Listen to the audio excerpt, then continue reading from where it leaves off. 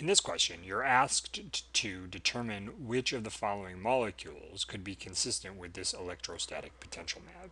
And what you're essentially looking for is whether or not the molecule is polar or nonpolar. So partially negative regions will be shaded in in red, and partially positive regions will be shaded in blue. And if there's no positive or negative charge, then it will be shaded in white.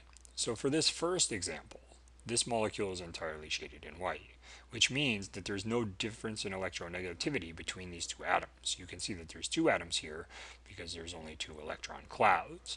So the only example here of a diatomic molecule is O2. If you have one oxygen and another oxygen, their electronegativities are the same, so therefore there is no polarity. Therefore there's no red or blue colors here.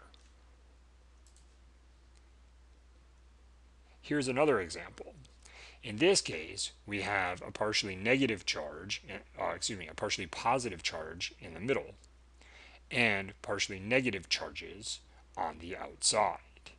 So here we're looking for what could explain this. Well, if we look at SO2, oxygen is more electronegative than sulfur. So the sulfur in the middle would be partially positively charged, and the oxygens on the outside would be partially negatively charged. So one possible answer is SO2. Another possible answer is SF2, and it's for the exact same reason. Sulfur would be partially positively charged in the middle, and fluorine would be partially negatively charged on the outside. Looking at another example, here we have just two atoms because we have two spheres, and we have differences of electronegativity. So if we look at the possible cases, I, Cl. I is lesser electronegative than Cl, so this could be I, and this could be Cl.